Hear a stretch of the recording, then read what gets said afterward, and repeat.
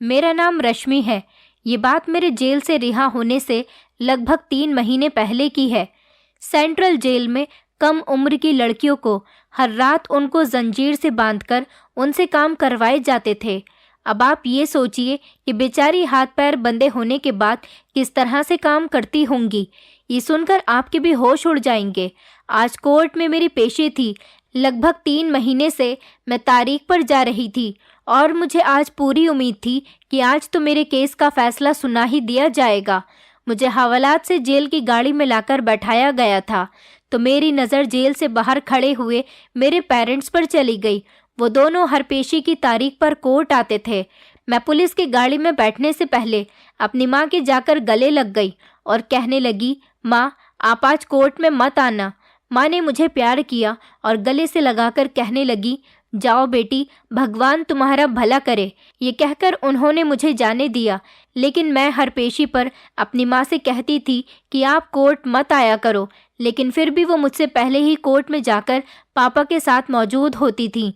अभी भी मैं पुलिस की गाड़ी में जाकर बैठ गई और वो पापा के साथ बाइक पर बैठकर कोर्ट जाने के लिए निकल गई थी। मेरे हाथों में हथकड़ियाँ थीं और मैंने जेल के कैदियों वाले कपड़े पहने हुए थे। मेरे सामने एक लेडी पुलिस कांस्टेबल दूसरी लेडी पुलिस कांस्टेबल से कहने लगी, आज की कुछ खबर है क्या? क्या आज इस लड़की का फाइनल फैसला आ जाएगा या नहीं? दूसरी लेडी कांस्टेबल मुझे घूरते हुए कहने लगी, अगर इसने आज ही अपना बयान दे दिया तो फैसला आज ही आ जाएगा और अगर ये मुकर गई तो तारीख फिर से आगे बढ़ जाएगी। इतना कहने के बाद वो मेरी तरफ झुकी और मेरी तरफ देखकर कहने लगी, सुनो कैदी नंबर 405, अगर आज तुम अपने बयान से मुकर जाओगी तो फिर से तुम्हें टाइम मिल जाएगा और अगर तुमने बयान दे दिया तो तुम्हें फिर से फांसी की सज़ा हो सकती है। अब सोच लो कि तुम्हें क्या करना है। वो दोनों मेरे बारे में बातें करने लगी थी और मैं चुपचाप उनकी बातें सुनने लगी। वो जो मुझे समझा रही थी ये बातें तो मैं पहले से ही जानती थी। अगर मैं अपने जुर्म से मुकर जाती तो और तहकीक और सबूत को पेश करने के लिए कोर्ट फिर से अगली तारीख दे देती। पुलिस की गाड़ी कोर्ट की तरफ रुक गई थी। मेरे सोचने के मुताबिक मेरे माँ पापा वहाँ पर पहले से ही मौजूद थे। अंदर जाने से पहले मेरी माँ ने मेरे सामने हाथ जोड़ दिए और कहने लगी कि आज भी तुम अपने बयान से मुकर जाना मेरी बेटी। मैं अपनी बेटी से बहुत प्यार करती हूँ। मैं तुम्हारे बिना इस दुनिया में कैसे ज़िंदगी गुजारूंगी। तुम हमारी इकलौती बेटी हो और हम तुमसे दूर नहीं होना चाहते। मेरी माँ की आंखों में आंसू थे। मैंने माँ से कुछ नहीं कहा और पुलिस वालों के साथ अंदर चली गई। अंदर बहुत से बड़े बड़े लोग और मीडिया वाले भी मौजूद थे। सबको आज की तारीख का बड़ी बेताबी से इंतज़ार था कि आज क्या होता है, क्योंकि सब लोग फैसले का इंतज़ार कर रहे थे। मुझे कटघरे में खड़ा कर दिया गया था और अदालत की कार्यवाही शुरू हो गई थी। थोड़ी देर बाद जब वकील ने मुझसे पूछा कि आप बताओ उस दिन क्या हुआ था, तुम अपनी कहानी शुरू से बताओ, सब जानना चाहते हैं, बेझिझक सारी बात लोगों को बता दो। अब वो टाइम आ ही गया था जब मुझे सारी सच्चाई बतानी पड़ती। मैंने बताना शुरू कर दिया था कि मेरा नाम रश्मि है और मैं अपने माता पिता की इकलौती बेटी हूँ। मेरी फैमिली में मेरे चाचा चाची भी रहते हैं। उनके बच्चों को मैं अपने सगे भाई बहन से कम नहीं समझती। मेरी माँ गांव के सरपंच के यहाँ नौकरी करती है, उनके घर पर झाड़ू बर्तन करती है और मेरे पापा सरपंच की ज़मीन पर खेती बाड़ी का काम करते हैं। गांव के सरपंच के 2 बेटे थे, एक बड़ा बेटा और एक छोटा बेटा। बड़े बेटे की पत्नी को सब लोग रितु भाभी कहते थे और एक छोटा बेटा था जिन्हें सब छोटे साहब कहते थे। मैं कभी कभी छोटे साहब के कमरे से कीमती चीज़ चुरा लेती थी और अपने घर लेकर आ जाती थी, जैसे उनकी घड़ी या फिर अंगूठी वगैरह। इस बारे में किसी को पता भी नहीं चलता था कि मैं क्या चुरा कर लेकर जा रही हूँ। फिर एक दिन छोटे साहब शहर से वापस आ गए थे। मैं तो उनकी पर्सनैलिटी और स्मार्टनेस देखकर उन पर फिदा हो गई थी और बहाने बहाने से उन्हें अपनी तरफ अट्रैक्ट करने लगी। मैं उन पर अपनी अदाओं का जलवा बिखेरती थी, लेकिन उन्होंने कभी मुझे नज़र उठाकर देखा तक नहीं था। वो बहुत शरीफ इंसान थे और मैं एक बिगड़ी हुई लड़की। मैं जानबूझकर उन्हें अपनी तरफ अट्रैक्ट करती थी। एक दिन मैं ज़बरदस्ती छोटे साहब के कमरे में चली गई और उनसे कहा कि आप मुझसे शादी कर लो। अगर आपने मेरी बात नहीं मानी तो मैं आपको सारे गांव में बदनाम कर दूंगी और आप किसी को मुंह दिखाने लायक नहीं रहोगे। मैंने अपने कपड़े जगह जगह से फाड़ लिए थे और अभी मुझसे शादी का वादा करो, वरना तुम्हारे लिए अच्छा नहीं होगा। वो ज़बरदस्ती मुझे अपना हाथ छुड़ाकर बाहर जाने लगे। कहने लगे, मैंने तुम्हारी सारी हरकतें अपने मोबाइल में रिकॉर्ड कर ली। अब मैं ये सबको दिखाने जा रहा हूँ। अब तुम मेरी इज्जत की फ़िक्र मत करो, बल्कि अपनी इज्जत की फ़िक्र करो। मुझसे छोटे साहब की ये सारी बातें बर्दाश्त नहीं हो रही थीं कि वो सारे गांव में मुझे बदनाम करना चाहते थे। इसलिए उनको रोकने के लिए मैंने उनके सर पर शीशे का लैंप उठाकर मार दिया और वो वहीं पर मर गया। इससे पहले भी मैंने पुलिस को यही बयान दिया था और अब भी यही बयान दे रही हूँ कि छोटे साहब को मैंने मारा है, मैंने उनकी जान ली है। मेरे बयान पर अदालत में एक अजीब तरह का सन्नाटा फैल गया था। मैंने सबके मना करने के बावजूद भी अपने गुनाह को एक्सेप्ट कर लिया था, क्योंकि अगर मैं मुकर जाती तो मेरे माता पिता, मेरे चाचा चाची और उनके बच्चों की ज़िंदगी सरपंच के आदमियों के हाथों ख़त्म हो जाती। वो मेरी पूरी फैमिली को बर्बाद कर देते। मेरे गुनाह कबूल करने पर वकील साहब ने कहा कि अब किसी सबूत या गवाह की कोई ज़रूरत नहीं।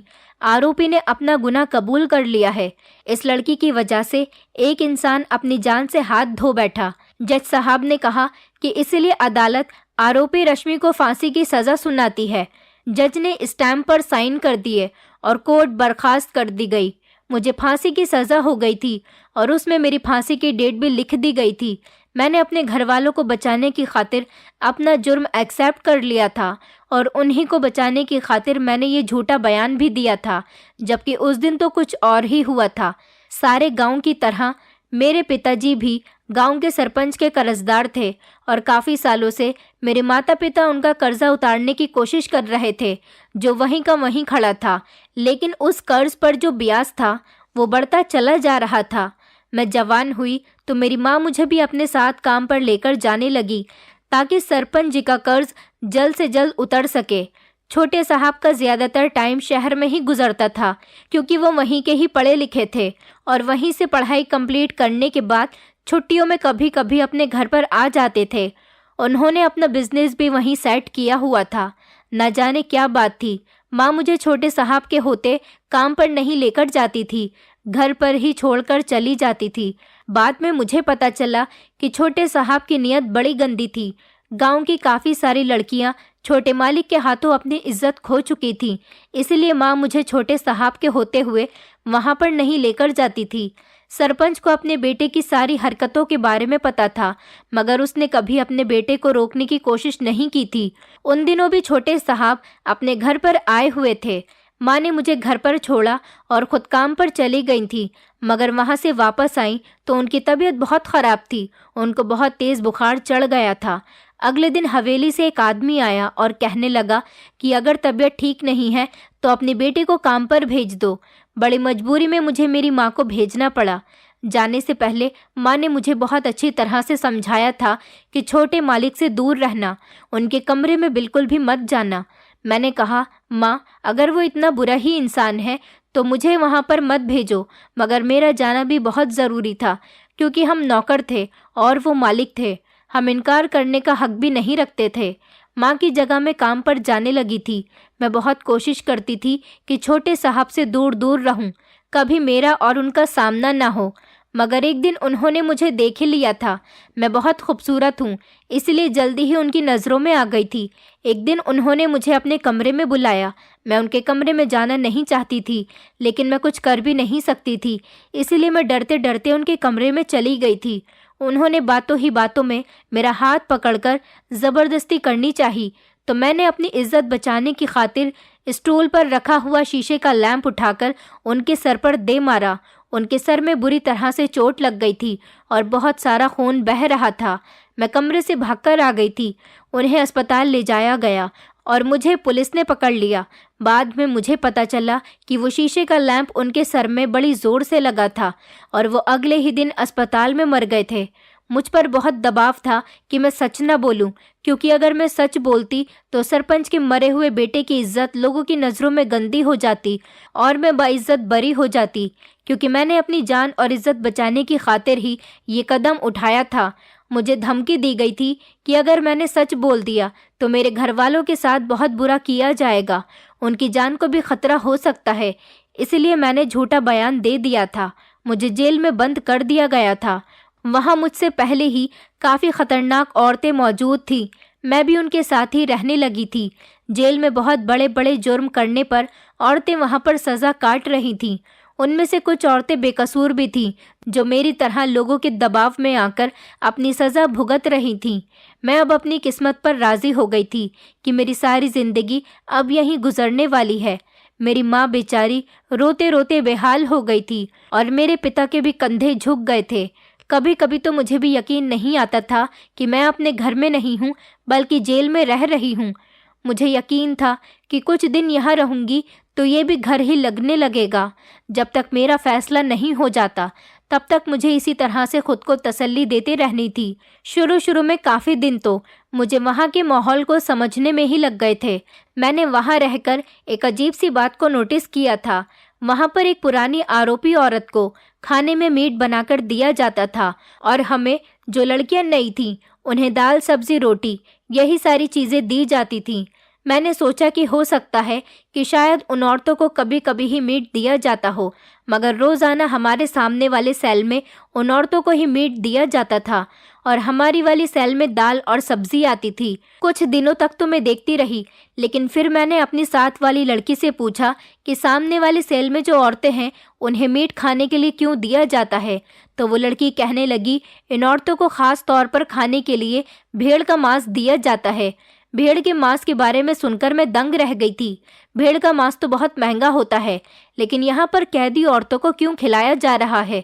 मैं हैरान होने के साथ साथ और क्या कर सकती थी। लेकिन फिर एक बात और बहुत ज़्यादा अजीब थी कि इन औरतों को रोज़ाना बाहर लेकर जाया जाता था खाने के बाद। न जाने किस काम के लिए इन औरतों को बाहर लेकर जाया जाता था। अगले दिन सुबह के टाइम पर मैंने एक औरत से पूछा कि यहाँ पर रोज़ रात को क्या होता है। मेरा मतलब है कि जेल की औरतों को भेड़ का मांस खिलाने के बाद कहाँ पर लेकर जाते हैं। वो औरत कहने लगी, इन औरतों को बाहर आंगन में ले जाकर जंजीरों से बांध दिया जाता है और फिर इनको बर्फ वाले पानी में रात भर बैठाया जाता है। सुबह सुबह जब ये लोग वापस आते हैं तो तुम कभी सूरज निकलने से पहले जगना और देखना। मैंने इस औरत की दी हुई एडवाइस पर ऐसा ही करने के बारे में सोचा जैसा उसने मुझसे कहा था। मुझे नींद नहीं आ रही थी, इसलिए मैं सारी रात जागती रही थी और इसीलिए सुबह के टाइम पर मैं जाग रही थी तो मैंने देखा कि सच में वो औरत सच कह रही थी। सामने वाले सेल की औरतों को वापस उनके सेल में बंद किया जा रहा था। इन औरतों के शरीर पर जंजीर के निशान भी साफ नजर आ रहे थे और वो गीली गीली भी लग रही थीं। ऐसा लग रहा था जैसे वो कपड़ों के साथ ही नहाकर आ रही हों। इसका मतलब तो ये था कि वो औरतें सच में सारी रात बर्फ वाले पानी में रही थीं। लेकिन आखिर उनके साथ ऐसा क्यों किया जा रहा था और ऐसा स्पेशली इन औरतों के साथ ही क्यों किया जा रहा था?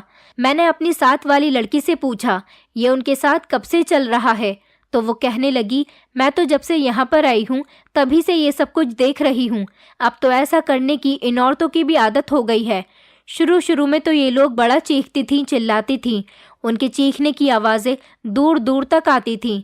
जंजीरों से बंधे होने की वजह से और सारी रात बर्फ़ वाले पानी में रहने की वजह से वो सारा दिन रोती रहती थीं। मगर कुछ टाइम से ये बिल्कुल खामोश होकर रह गई हैं। किसी से बात भी नहीं करती, दिन भर आराम करती रहती हैं। जेलर इनसे काम भी नहीं लेती। अब पता नहीं इस सारे मैटर के पीछे क्या छुपा हुआ है। उसको जितना पता था उसने मुझे बता दिया था। मैं सस्पेंस में पड़ गई थी कि ना जाने इन बेचारियों के साथ इतना बुरा सलूक करके और हर दिन उनको भेड़ का मांस खिलाकर फिर उनके साथ जानवरों जैसा सलूक क्यों किया जाता था। ये सवाल मुझे चैन से नहीं रहने दे रहा था। लड़कियों का सेल अलग से बना हुआ था और औरतों का सेल अलग से बना हुआ था। बाकी औरतें जिनके छोटे मोटे क्राइम थे वो अलग ही रहती थीं, क्योंकि उनकी जेल हमसे थोड़ी दूरी पर हटकर बनी हुई थी। हमें आपस में ज़्यादा एक दूसरे से बात भी करने की परमिशन नहीं थी, ना ही एक दूसरे के साथ ज़्यादा घुलने मिलने दिया जाता था। सुबह उठते ही नाश्ता करवाकर हमें काम पर लगा दिया जाता था। कोई झाड़ू लगाने चली जाती थी तो कोई चक्की पीसती थी। किसी की ड्यूटी सारे ग्राउंड की सफाई करने की होती थी और कुछ मिलकर दोपहर के और रात के खाने की तैयारियां करती थी। ऐसे में अकेली वही औरतें होती थीं जो सारा दिन आराम करती थीं। उनको नाश्ता भी अच्छा करवाया जाता था और दोपहर के खाने में भी मीट और रात के खाने में भी मीट ही दिया जाता था। अक्सर दिन के टाइम पर एक नर्स आती थी और उनके जख्मों पर दवाई लगाकर जाती थी। जंजीर से बंधे होने की वजह से उन बेचारियों की कलाइयों और बाकी के शरीर के हिस्सों पर काफ़ी सारे निशान पड़ जाते थे जिन पर दवाई लगाई जाती थी। ऐसी जेल मैंने पहली बार देखी थी जहां पर कैदी औरतों के साथ ये सब कुछ हो रहा था। इससे पहले शुरू में 1 महीने तक मुझे लोकल जेल में रखा गया था। वहां पर तो मैंने ऐसा कुछ भी नहीं देखा था। सारी औरतों के साथ एक जैसा सुलूक किया जाता था और सबको एक जैसा ही खाना दिया जाता था, लेकिन यहाँ तो सब कुछ अलग था। उस दिन मैं इसी सोच विचार में थी कि अचानक मुझे पता चला कि कोई मुझसे मिलने के लिए आया है। माँ का ख्याल आते ही मैं भागकर उनसे मिलने के लिए मुलाकात वाले कमरे में चली गई थी। वहाँ माँ के साथ एक औरत भी आई थी जिसने काला कोट पहना हुआ था। वो वकील थी। मुझे माँ ने बताया कि हम हाई कोर्ट में अपील करेंगे। ये वकील साहिबा तुम्हारा केस लड़ेंगी। तुमने हमारी वजह से झूठा बयान दिया है ना, मगर अब डरने की कोई बात नहीं। वकील साहिबा ने हम सबको तसल्ली दी है। अब सरपंच हमारा बाल भी बाका नहीं कर सकता। तो बस अब जल्दी से सच सच सब कुछ वकील साहिबा को बता दो। मैंने वकील साहिबा को सारी बात बता दी थी। उस वकील के खानदान की एक लड़की छोटे साहब की वजह से सुसाइड कर चुकी थी, क्योंकि उसे छोटे साहब से प्यार में धोखा मिला था। वो आदमी शहर में मोहब्बत के नाम पर लड़कियों को लूटता था और उनका फ़ायदा उठाता था। वो लड़की वकील साहिबा की कज़न थी और उनसे प्यार के चक्कर में पड़कर अपनी दुनिया और ज़िंदगी को बर्बाद कर चुकी थी। वकील साहिबा अच्छे से जानती थी कि मेरा कोई कसूर नहीं था और सारा कसूर उसी आदमी का होगा, इसलिए वो मेरा केस लड़ने के लिए तैयार हो गई थी। वकील साहिबा एक जानी मानी एनजीओ की मालिक थी जो औरतों की सेफ्टी के लिए काम करती थी। वकील साहिबा को मैंने शुरू से आखिर तक की सारी स्टोरी बता दी थी कि उस दिन क्या हुआ था और कैसे हुआ था। वकील साहिबा ने मुझसे वादा किया कि वो मुझे बहुत जल्द ही यहाँ से निकाल देंगी और मेरी फांसी की सज़ा भी ख़त्म करवा देंगी, क्योंकि अभी मुझे फांसी होने में 20 दिन थे। जाते जाते मुझसे वकील साहिबा ने पूछा, ये भेड़ का मांस यहाँ किसके लिए आता है? मैंने आते हुए देखा था, बड़े बड़े थैलों में लाया जा रहा था। मैंने कहा कि हमारे सामने वाली सेल की औरतों के लिए लाया जाता है। हमारी मुलाकात का टाइम ख़त्म हो गया था, वरना मैं कैदी औरतों की सारी बात भी वकील साहिबा को ज़रूर बताती। जाते जाते वकील साहिबा ने मुझे फिर से भरपूर तसल्ली दी थी कि वो मेरा केस हाई कोर्ट में लेकर जाएंगी और मुझे फांसी होने से बचा लेंगी। उसके बाद वकील साहिबा चली गई थी। अब मुझे एक उम्मीद लगने लगी थी कि शायद मैं यहाँ से निकल जाऊंगी, वरना तो मैं समझौता कर चुकी थी कि जल्दी ही मैं इस दुनिया से जाने वाली हूँ। वैसा तो यहाँ पर सब कुछ ठीक था, मगर मुझे लगता था कि ज़रूर कोई ना कोई तो गड़बड़ है। 10 दिन बाद हमारे सामने वाली सेल में एक कैदी औरत मर गई थी। पता चला कि उसको हार्ट अटैक हो गया था, लेकिन मेरा दिल ये बात मानने के लिए तैयार ही नहीं था कि वो हार्ट अटैक की वजह से मर गई थी। उस बेचारी की तबीयत सारी रात बर्फ़ वाले पानी में रहने के बाद ख़राब हो गई थी और इसी वजह से उसे बुखार हो गया था। ज़्यादा बुखार होने की वजह से वो बेचारी मर गई थी। वो पिछले 7 साल से यहाँ पर थी। अब जेल से बाहर उसका कोई अपना भी नहीं था, इसलिए उसकी बॉडी को पुलिस वाले अपने साथ लेकर लवारिश लाशों के साथ उसका अंतिम संस्कार कर दिया गया। मुझे इस औरत का अंजाम देखकर बहुत दुख हो रहा था। उसके मरने पर एक डॉक्टर भी आया था जो बाकी औरतों का चेकअप कर रहा था, लेकिन ना जाने वो सबको घूर घूर कर क्यों देख रहा था। मुझे ऐसा लगा कि उसने मुझे और एक मेरे साथ वाली लड़की की तरफ इशारा करते हुए जेलर को कोई इशारा किया था। न जाने वो हमारे बारे में क्या क्या बातें कर रहा था। शाम के टाइम पर जब जेलर राउंड पर आई तो उनके साथ 2 लेडी पुलिस ऑफिसर भी थीं। वो राउंड लगाकर हमारी सेल की तरफ आई और मेरी और एक और लड़की की तरफ इशारा करके लेडी कांस्टेबल को कहा कि इन दोनों को सामने वाले सेल में शिफ्ट कर दो। लेडी कांस्टेबल ने कहा, मैडम इस लड़की को रहने दीजिए। कुछ दिनों बाद इस लड़की को वैसे भी फांसी की सज़ा होने वाली है। इसकी जगह दूसरी वाली लड़की को शिफ्ट कर देते हैं। वो मुझे छोड़कर मेरी साथ वाली लड़की को अपने साथ ले गई और उसे सामने वाले सेल में बंद कर दिया। वो बेचारी उन लोगों से बहुत रिक्वेस्ट कर रही थी, यहाँ तक कि उनके आगे हाथ भी जोड़ रही थी कि मुझे रहने दो प्लीज़, मुझे वहाँ पर बंद मत करो। लेकिन उसकी कोई रिक्वेस्ट नहीं सुनी गई और उसे सामने ले जाकर बंद कर दिया गया। मैंने गहरी सांस भरी कि अच्छा हुआ कि मुझे वहाँ नहीं लेकर जाया गया था। रात के टाइम पर रोज़ की तरह इन औरतों के लिए मांस आया था। उनको भेड़ का मांस खिलाने के बाद बाहर ले जाया गया और उसके बाद न जाने क्या हुआ क्या नहीं, इस बारे में मुझे कुछ भी नहीं पता चल सका, क्योंकि जिस लड़की से मुझे सारी खबरें मिलती थी वो तो उन्हीं के सेल में शामिल हो गई थी, जहां से रिहाई का कोई रास्ता नहीं था सिवाय मौत के। काफ़ी दिन गुजर गए थे लेकिन उस लड़की से मेरी कोई बातचीत नहीं हो सकी थी। उस सेल की औरतों पर ख़ास नज़र रखी जाती थी। मैं यहाँ के माहौल की वजह से धीरे धीरे डिप्रेशन में जा रही थी और अब मेरी फांसी की सज़ा होने में सिर्फ 12 दिन ही बाकी रह गए थे। मेरा दिल चाहता था कि मैं किसी तरह से यहाँ से निकल जाऊँ। मैं बड़ी बेचैनी से वकील साहिबा का इंतज़ार कर रही थी कि कब वो आए और मुझे यहाँ से निकाल दें। अगले दिन पता चला कि मुझसे कोई मिलने के लिए आया है, तो मैं खुशी खुशी मुलाकात करने के लिए चली गई थी। और आगे जाकर मैंने जब गांव के सरपंच को देखा तो मेरे होश उड़ गए थे। वो मुझे ब्लैकमेल करने के लिए आया था कि अगर मैंने अपना बयान बदलकर उसके मरे हुए बेटे पर किसी तरह का आरोप लगाया तो वो मेरे घर वालों को जिंदा नहीं छोड़ेगा। मैं उसकी बातें सुनकर बहुत ज़्यादा परेशान हो गई थी। अगले दिन जब वकील साहिबा मुझसे मिलने आई तो मैंने उन्हें सरपंच के ब्लैकमेल करने के बारे में बताया, तो वो कहने लगी कि तुम फिक्र मत करो, तुम्हारे फैमिली वाले सेफ हैं। अगले 8 दिन बाद तुम्हें मेरे साथ हाई कोर्ट चलना है। उस दिन के लिए मैंने कोर्ट से अपील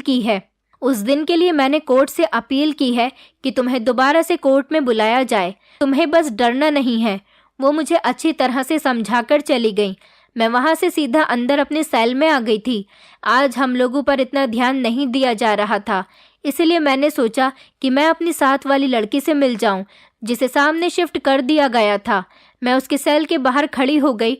उसे देखकर मैं दंग रह गई थी, क्योंकि 2 दिन के अंदर ही उसकी हालत बड़ी बेकार हो गई थी। उसके हाथों पर जंजीरों के निशान थे। मैंने उसे बहुत आवाज़ दी, लेकिन उस टाइम पर शायद वो सोई हुई थी। उसे मेरी आवाज़ नहीं आई। मुझे समझ में नहीं आ रहा था कि उन बेचारियों के साथ ना जाने ऐसा क्या किया जा रहा है। आखिर जेल के रखवालों को ऐसा क्या फ़ायदा हो रहा है। लेकिन मैं कुछ भी नहीं कर सकती थी सिवाय उन पर तरस खाने के। अगर मैं उनके बारे में कुछ पता भी करना चाहती तो इस बंद जेल के अंदर मैं कुछ भी पता नहीं कर सकती थी। धीरे धीरे मेरी फांसी के दिन भी करीब आ रहे थे। मुझे मरने से बिल्कुल भी डर नहीं लग रहा था, लेकिन अगले दिन मुझे हाई कोर्ट ले जाया गया था। सरपंच की तरफ से बड़ा तगड़ा वकील आया था। फिलहाल दोबारा से मेरे केस की शुरुआत की गई थी और मेरी वकील साहिबा ने केस की शुरुआत अच्छे तरीके से की थी। मुझे उम्मीद थी कि इस तरह अगर मेरी सच्चाई सामने आ जाती तो शायद मुझे फांसी नहीं होगी। वैसे मेरा फैसला तो हो ही चुका था, लेकिन एक बार वकील साहिबा अपने सबूत कोर्ट में पेश करना चाहती थी। मैंने हाई कोर्ट में जाने से पहले वकील साहिबा से बात की थी कि क्या आप जेल के अंदर रहने वाली दूसरी कैदी औरतों की मदद कर सकती हैं?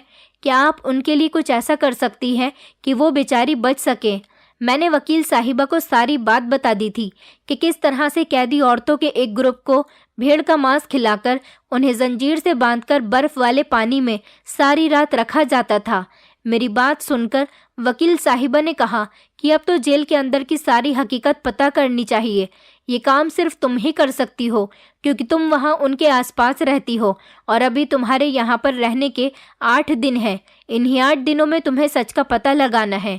वकील साहिबा ने कहा कि आज तो तुमसे जो पूछताछ होगी उसके बाद तुम जेल चली जाओगी, लेकिन मैं कल वहाँ पर आकर तुम्हें सारा प्लान बता दूंगी। अगले दिन अपने वादे के मुताबिक वकील साहिबा आई थीं।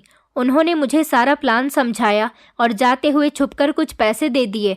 मैंने वो पैसे जल्दी से अपने कपड़ों में छुपा लिए। उसी रात प्लान के मुताबिक मैंने हमारे सेल के बाहर लेडी कांस्टेबल को कुछ पैसे दिए और उससे कहा कि मुझे अपने घर वालों से बात करनी है, अपने मोबाइल से मेरी बात करा दो, मैं इस बारे में किसी को नहीं बताऊंगी। उस लेडी कांस्टेबल ने पैसों के लालच में आकर अपना मोबाइल खोलकर मेरे हवाले कर दिया। मैंने उससे कहा कि मैं बस इधर ही हूँ, बात करके आती हूँ। मैं फ़ोन लेकर चोरी चोरी बाहर आंगन की तरफ आ गई थी ताकि वहां देख सकूं कि कौन कौन होता है और वहां पर क्या किया जाता है। मैं एक दीवार की आड़ में जाकर पीछे खड़ी हो गई थी और मोबाइल का कैमरा खोलकर रिकॉर्डिंग करने लगी। मेरे पास सिर्फ 15 मिनट ही बाकी थे। इन 15 मिनटों में जितनी वीडियो बननी थी मैंने इतनी बनाकर वकील साहिबा के नंबर पर सेंड कर दी थी। उसके बाद सब कुछ डिलीट करके मोबाइल लाकर उस पुलिस वाली को वापस कर दिया था। उसे मुझ पर ज़रा भी शक नहीं हुआ था कि मैंने क्या किया है। इस 15 मिनट के अंदर जो कुछ भी मैंने देखा और रिकॉर्ड किया था वो बहुत ही ज़्यादा चौंका देने वाला था। वो डॉक्टर जो उस दिन राउंड पर आया था वही डॉक्टर वहाँ पर भी मौजूद था। वो सबको एक एक करके जंजीरों से बांध रहा था। कभी किसी को बर्फ के पानी में डाल रहा था तो कभी किसी के सर पर ठंडा पानी डाल रहा था। जेलर भी वहीं पास ही खड़ी हुई थी और ये सब कुछ उसकी आंखों के सामने ही हो रहा था। मैं बस 15 मिनटों में इतना ही रिकॉर्ड कर सकी थी। इसके बाद किसके साथ क्या हुआ मुझे कुछ पता ही नहीं चल सका। सारी रात मैं जागती रही थी कि मैं उन औरतों को वापस आते हुए देख सकूं। सुबह सूरज निकलते ही वो लोग वापस आ गई थीं। मैं उनको उनके सेल में जाता हुआ देख रही थी, लेकिन ये देखकर मैं चौंक गई थी कि उन लोगों के साथ बिंदिया मासी नहीं थी। मैंने सोचा शायद वो पीछे पीछे आ रही होगी, लेकिन दिन पूरे तरीके से निकल आया था। लेकिन बिंदिया मासी का कोई अता पता ही नहीं था।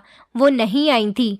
उनका इस तरह से गायब हो जाना बड़ी ही हैरानी की बात थी और जेलर से भी इस बारे में बात करना फिजूल बात थी। वो खुद इस सारे खेल में शामिल थी, लेकिन मुझे लग रहा था कि इसी ने बिंदिया मासी को गायब किया होगा। लेकिन वो कहाँ पर चली गई और उन्हें कहाँ पर ले जाया गया होगा। इसी कंफ्यूजन के दौरान ही मुझे सुबह कोर्ट में बुलवाया गया था और वकील साहिबा ने छोटे साहब के खिलाफ सारे सबूत इकट्ठे कर लिए थे और वो अदालत में पेश कर दिए गए थे। कुछ लड़कियां भी शहर से गवाही देने के लिए आ गई थीं और आकर गवाही दी कि वो इंसान बहुत ही कैरेक्टरलेस था, जो लड़कियों पर गंदी नज़र रखता था और उनकी इज्जत के साथ खेलता था। वो लड़कियों को च्युइंगम की तरह इस्तेमाल करके फेंक देता था। मुझे लगता था कि शायद अब मुझे फांसी के लिए ही बुलाया जाएगा। वकील साहिबा ने आज इतने अच्छे तरीके से मेरा केस लड़ा था और जिस तरह सबूत और गवाह कोर्ट में पेश किए थे वो सब मेरी बेगुनाही साबित करने के लिए काफ़ी थे। कोर्ट ने अपना फैसला बदल लिया था और इस पेशी पर मुझे बाइज्जत बरी कर दिया गया था। मेरे पेरेंट्स तो ये खबर सुनकर होश में ही नहीं थे। उनकी तो खुशी के कोई ठिकाने ही नहीं रहे थे और मुझे तो यकीन ही नहीं आ रहा था कि इस जेल से मेरी जान छूट गई थी। यहाँ तक कि मेरी फांसी की सज़ा भी कैंसिल हो गई थी। मैं रिहा हो गई थी। फांसी के किसी कैदी को अचानक से रिहाई मिल जाए तो उसकी खुशी का अंदाज कुछ अलग ही होता है। इस तरह से मैं भी बहुत खुश थी।